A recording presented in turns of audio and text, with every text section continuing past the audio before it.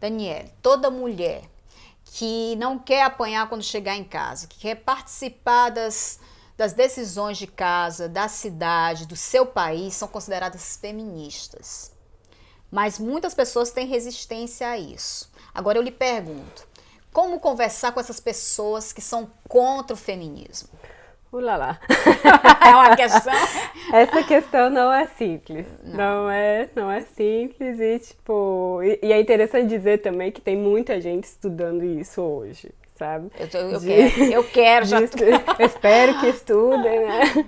Mas, Flávia, eu acho que são várias questões. O primeiro é a gente pensar que essas mulheres, como você falou, né? A gente não quer apanhar, quer tomar parte nas decisões, são feministas, né? Acho que a gente já tá polêmica só daí, né? Isso. Que várias pessoas iam se colocar, não sou feminista.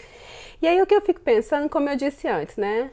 Parece uma pergunta simples, mas não é. Essa pergunta é super complexa e eu acho que vamos lá na complexidade que essa pergunta exige, né?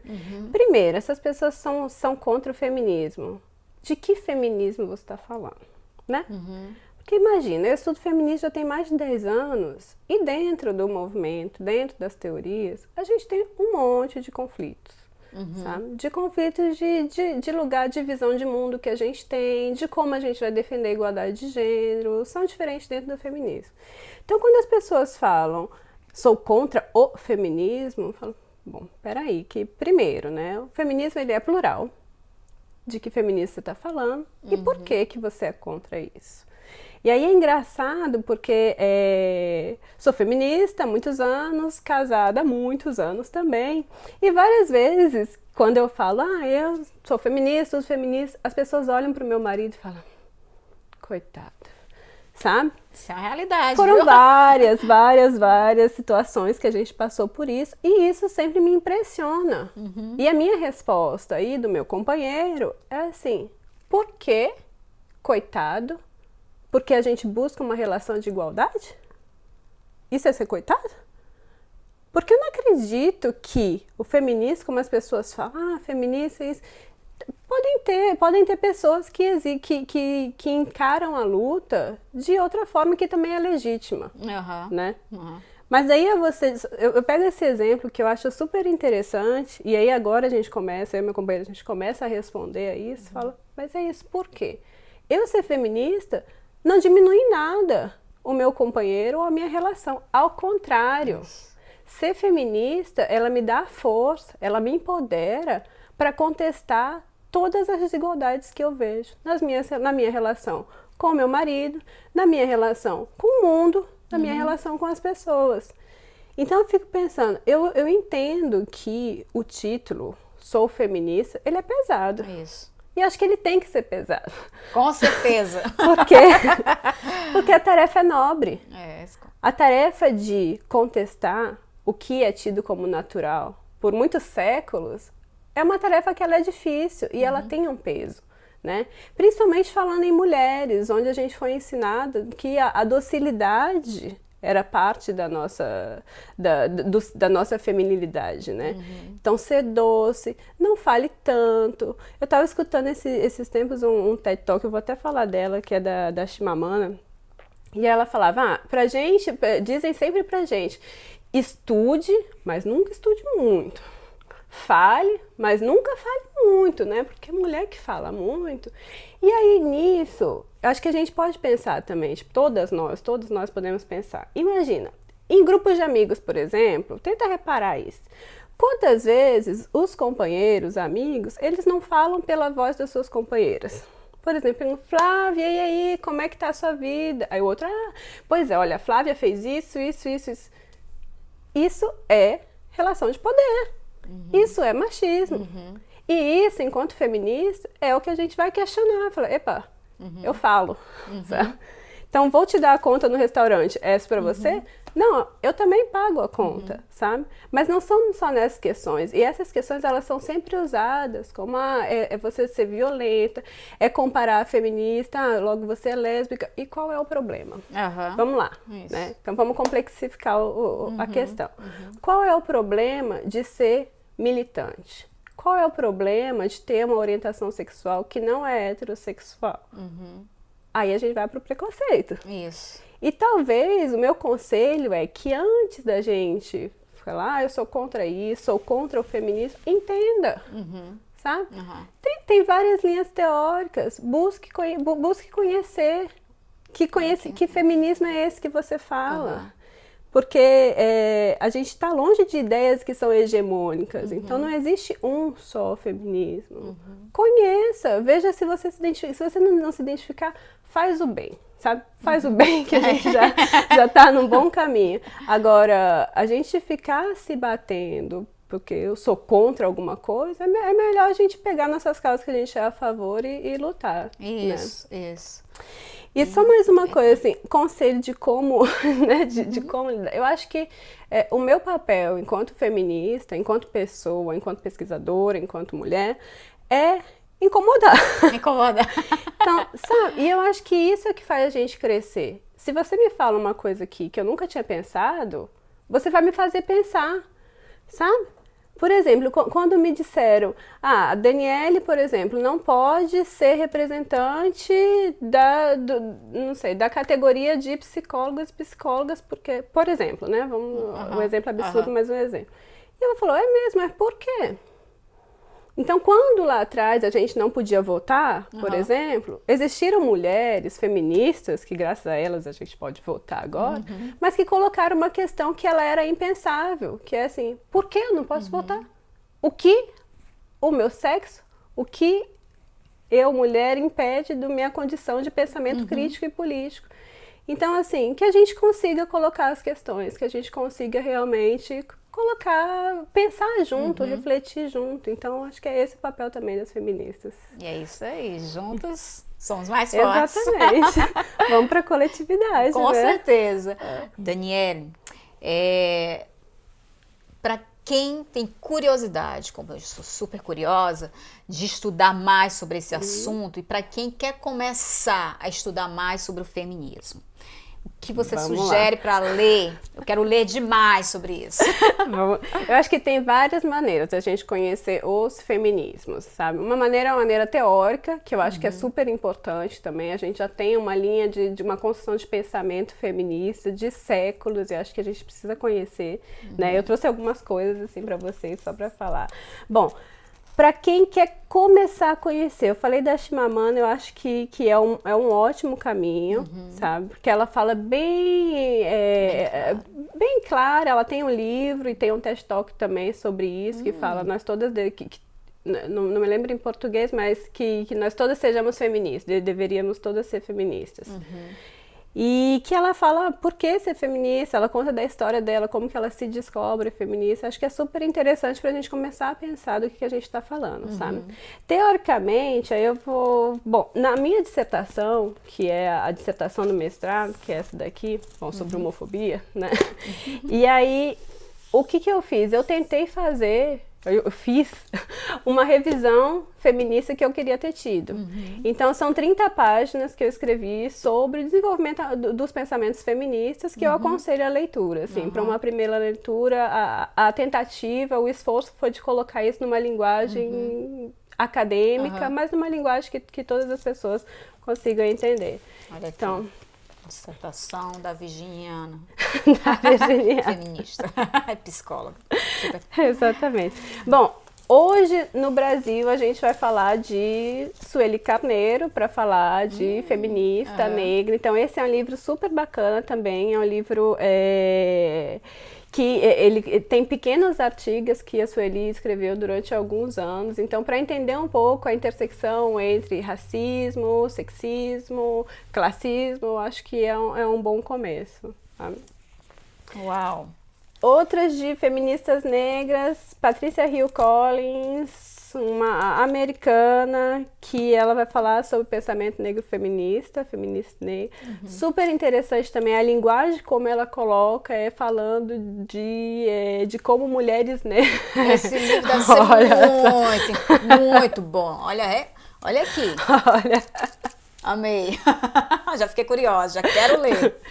Então... Os dois. E o clássico, eu acho que também é Simone de Beauvoir, Simone de Beauvoir, o livro Segundo Sexo, enorme, mas extremamente prazeroso de ler, que ela vai explicar tanto as linhas de pensamento que colocaram as mulheres enquanto o segundo sexo, um sexo oposto, mais frágil, mais fraco, e ela vai explicando como que isso foi construído, super aconselho. Uau! Olha aí a dica da Daniela. Já fiquei super curiosa em ler todos eles. Eu aconselho. Olha aí, se ela aconselha, quer dizer que vamos ler, né, meninas? É prazer e conhecimento puro. Isso aqui é empoderamento. E empoderamento. Exatamente. Faça um panorama do Canadá versus Brasil no feminismo de hoje. Então, acho que os dois já caminharam muito, né? E a gente ainda tem muito caminho pela frente, né? Falando de Brasil, bom, falando de mundo, essa é uma luta histórica, que eu acho que a gente já caminhou bastante. E a grande diferença, Flávia, que eu vejo, primeiro, uma coisa que me impactou pessoalmente foi novamente isso, essa identidade feminista, né? Essa identidade feminista, na época que eu cheguei, a gente fala de 5 anos, mas engraçado como 5 anos faz diferença, né?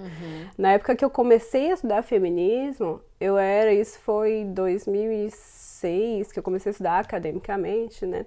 Ser feminista era um peso, sabe? Era um peso, assim, de falar assim, você é feminista, pessoas...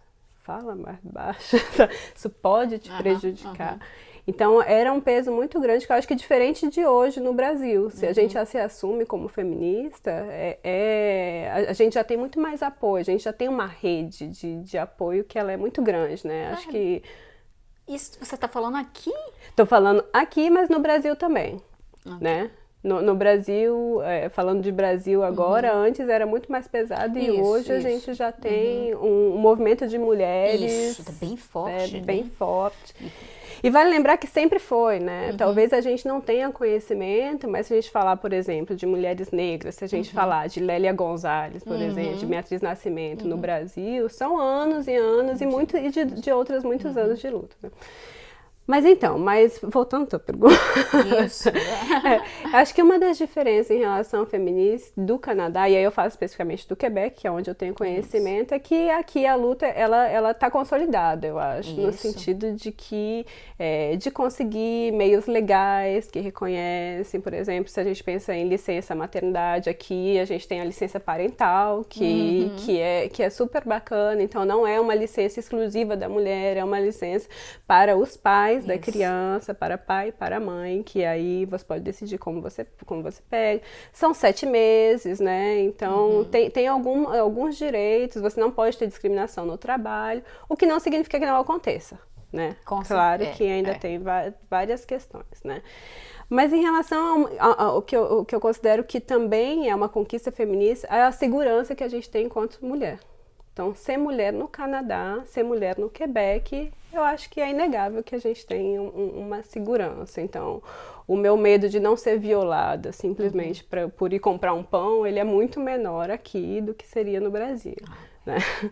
A minha liberdade de andar da maneira como eu quiser estar vestida e não ser assediada, o meu direito a não ser assediada, aqui também está consolidado, né? Isso. Acho. Né? Lógico que tem exceções, claro. É claro. Mas a gente se sente muito mais segura. Mais à vontade. Super à vontade. Você vê as meninas no verão, né? Que você está mais exposta, assim, mais... eu acho, assim, é fantástico. Realmente, não tem comparação nesse sentido. E eu acho que, sem dúvida, isso é uma conquista do movimento de mulheres, do movimento feminista. Que eu acho que isso é diferente do Brasil, né? Da gente ter... O que para mim isso é uma grande uma fonte de força, mas também é uma grande força de indignação, que é do medo de ser violada, violentada, subjugada pelo simples fato de ser mulher. Então isso eu acho que é uma diferença ainda, mas falando do lado bom, acho que é uma diferença que ela tá acabando. Nós estamos cada vez mais fortes para se recusar a isso. Agora, né? Falando em carnaval, que a gente teve, carnaval várias... eu acho que você deve estar pensando na mesma imagem que eu vi recentemente. Não sei, mas pensando em relação a campanhas, então eu vi várias campanhas de não ao assédio, Isso, de quando eu falo não é não, sabe? Eu lembro de quando foi 99, quando eu cheguei em Recife, Carnaval de Olinda, tinha muito beijo forçado, sabe? Tinha coisa de, tipo, tinham grupos de caras que levavam colchão e derrubavam as meninas para beijar, então, mas isso era uma prática corrente. E cada vez mais isso não é mais tolerável, sabe? Então acho que a gente ainda tem um caminho grande em relação a direitos das mulheres no Brasil. Hoje eu vi um chamado de um emprego que pedia foto do corpo inteiro para mulher, Que sabe? história Isso é não essa? faz para homem, né? Não. Então, acho que a gente tem um caminho, mas a gente tá seguindo. Tá chegando. Tá chegando. Estamos bem avançadas já. Com certeza, com certeza. Daniele, para você, o que você acha? Onde nós, mulheres, estamos indo e onde nós podemos chegar nesse mundo de hoje? Eu tenho certeza que a gente está indo para um movimento revolucionário, para um movimento onde a gente não vai mais tolerar as respostas de que não, sempre foi assim, é assim, ser mulher é isso. Acho que a gente está indo para a fase, já estamos na fase de não tolerar. Então, eu sou o que eu quiser ser, esse corpo, ele me pertence e essas regras sou eu que vou dar, né? E eu acho que a gente ainda vai mais longe, que é de questionar regras sociais. Então, não, essas regras são sociais e social a gente também constrói. Nós não somos sujeitos passivos. E com certeza eu vejo essa força nas mulheres, eu vejo, como eu falava antes, né? Quando eu comecei meus estudos feministas, ser feminista era um tabu. Para as minhas amigas de perto, ainda era alguma coisa tipo, a Daniele é feminista. Hoje, Flávia, isso me emociona profundamente. Mas hoje, depois de poucos anos, depois de 11 anos, eu vejo a minha irmã, eu vejo a minha cunhada, eu vejo a minha mãe, eu vejo as minhas amigas Na luta. que se afirmam, sabe? Que não tem medo de ser feminista e que não tem medo de questionar. Por que é assim? Não. Então a gente se posiciona, é aí que a gente vai. Vamos junto. Ninguém falou que vai ser fácil, mas é para isso que a gente tá aí. Então, Somos fortes, somos guerreiras. somos. E a luta é assim mesmo. É. E eu acho que esse movimento vai ser coletivo, sabe? Porque, como eu falei, a gente não pode mudar. Eu acho que não é nem o desejo da gente mudar o que as pessoas pensam. Mas a gente pode contribuir. A gente pode colocar a questão, sabe? Coloca Você falou um pouquinho. a palavra-chave. Não é mudar, é contribuir para que possam pensar mais sobre essa causa, né? Sobre tudo isso. Não tenho dúvidas que a construção ela vai ser coletiva. Vão ser homens, mulheres, Isso é importante. pessoas que não querem, não precisam, não definem gênero, intersexo, independente de orientação sexual, independente de classe social. Tenho certeza que a gente vai fazer isso junto. Mas para isso a gente tem que estar disposto a quebrar vários dos nossos preconceitos, várias das ideias pré-concebidas mesmo que a gente carrega durante todo o tempo. Então, para mim, ser mulher é ser forte, é ter força. A mulher, eu acho. Estamos aqui para revolucionar. Eu acho que você nascer mulher, você já é. Você nascer mulher já é uma missão muito. É uma missão forte. Você já é uma mulher forte, você já nasce uma pessoa forte, só de ser mulher. Então, a luta, né? É assim, é contínua. Então, para mim, é por isso que eu estudo. Porque contestar é o caminho. Às vezes a gente vai descobrir, não, tudo bem, eu concordo com isso. Mas tem várias coisas que são impostas, como se fossem naturais, que a gente constrói. E que está na hora de desconstruir. Com certeza. Vamos lá. Daniele, agora nós vamos pro bate-bola mulher. Vamos. Questões rapidinhas. Ok. Sua maior virtude? Eu sou brigona. Por isso! Eu contesto, eu falo o que eu penso, eu tento ser honesta nas minhas relações, mas eu sou uma pessoa muito amorosa. Eu gosto de carinho, eu gosto de afeto, de contato, e eu acho que eu sou companheira. Essa é a minha maior qualidade. É linda. Seu maior pecado? Meu maior pecado, acho que ele vem junto. Não diria que é pecado, não, mas o meu outro lado é esse lado raivoso, que às vezes eu falo sem pensar, posso ser dura. Acho que isso é uma coisa que eu tento controlar, mas ele existe em mim, às vezes mais forte que eu. É Fazer isso, o quê, né? né? Perfeita, você... Somos isso. Eu achava que você era perfeita. Isso. O que é perfeição, né? Vamos lá. Que música te empodera, empodera? Então, para continuar, né, não me empodera, mas ela fala sobre mim, né? Eu sei que eu tenho um jeito meio estúpido de ser, de dizer coisas que fala. Mas eu acho que é uma música que essa diz sobre mim, mas é uma música que me empodera, é uma música do Legião, mas penso na voz da Cássia Eller, que não necessariamente a música, mas um trecho que fala que eu sou fera, sou bicho, sou anjo, sou mulher. Uau, adoro. Sou minha mãe, sou minha filha, possível filha ou não. Sou minha irmã, com certeza, mas também todas as meninas, todas as mulheres que passaram na minha vida. Que linda. Me emociona isso. Elas vão me fazer chorar de novo, não.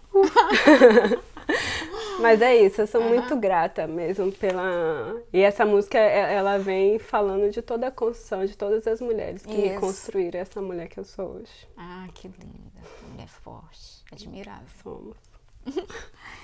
O livro que mais te fez questionar? Então, o livro eu vou falar de 3, assim. Teve Foucault, para mim, foi quebrar as minhas verdades, foi realmente balançar minhas estruturas, a história de sexualidade de Foucault. Um outro foi a polêmica no Brasil, né, no mundo, Judith Butler, problemas de gênero. Eu entendo porque várias pessoas questionam ou não entendem. Leituras super difíceis, das mais difíceis que eu já fiz, mas que precisava, que destrói com todas as nossas evidências, né? Angela Davis, para mim, agora também é uma mulher que balança a minha estrutura junto com a Patricia Hill Collins.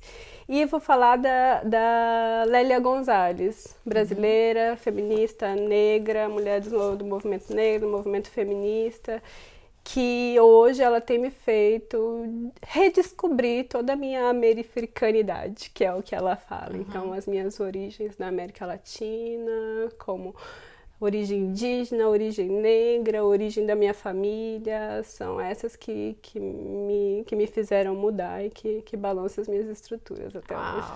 Uma bela dica de livros. Que mulher te representa? Mulher me representa, eu vou falar 3 também. Lélia Gonzalez me representa, Angela Davis me representa e Olímpia de Gouges me representa. Olímpia de Gouges, ela foi a mulher que escreveu em resposta à Declaração dos Direitos do Homem e do Cidadão, que é engraçado que hoje a gente fala, não, falo de homem, falo no geral. Não, né? Não. E na época também não era assim. E Olímpia de Gouges, ela escreveu o direito da mulher, das mulheres e das cidadãs. E depois ela foi guilhotinada. Angela Davis, Lélia Gonzalez foram mulheres, Angela Davis ainda, né? É mulher que desafia, como eu falei, desafia o que é posto como verdade. Isso. Então, essas 3 são mulheres revolucionárias que com certeza me representam. É elas que eu quero ser, elas que eu trabalho. Quero ser quando crescer também. E Flávia, só a última coisa. Angela Davis, ela esteve em Montreal faz pouco tempo e ela falou uma coisa que eu achei super interessante, que acho que a gente pode levar pra gente, assim. Foi perguntada para ela o que a gente faz depois que vocês, essas mulheres que nos representam, depois que elas nos deixarem, né? E ela falou assim: ouse pensar no impensável. Porque quando... A Angela Davis falando, mas acho que serve pra gente enquanto brasileira também. Então, quando os meus ancestrais e as minhas ancestrais escravos estavam acorrentados, eles não poderiam pensar que eles estariam sem as correntes. E eles ousaram a pensar o impensável. E é por isso que a gente está aqui hoje falando sobre tudo isso. Então, é um convite que eu faço dessas mulheres que me representam, que a gente ouse a pensar o que a gente pensa ser impensável. Essas diferenças de gênero, ser mulher nessa sociedade, é motivo de força. Mas elas precisam ser contestadas. Com certeza. Todos esses papéis que nos engessam. Para evoluir mais e mais e mais. Que linda! Ah, Daniele, realmente você me deu assim uma aula. Eu acho que para quem está nos assistindo também, essa mulher maravilhosa, de grande conhecimento, de força, de luta. E assim, um coração que eu senti aqui é imenso. O desafio é esse. Nunca perder o coração. Que é importante. É isso mesmo. É fazer por amor, fazer com força, com amor. Acreditar na causa. Isso aí. É isso. Mas foi um prazer. Obrigada, Prazer Flávia. foi meu. Obrigada. Assim, eu amei essa entrevista. Obrigada, muito obrigada. Obrigada. Depois dessa grande aula de feminismo e empoderamento, eu fiquei até sem palavras para fechar essa entrevista.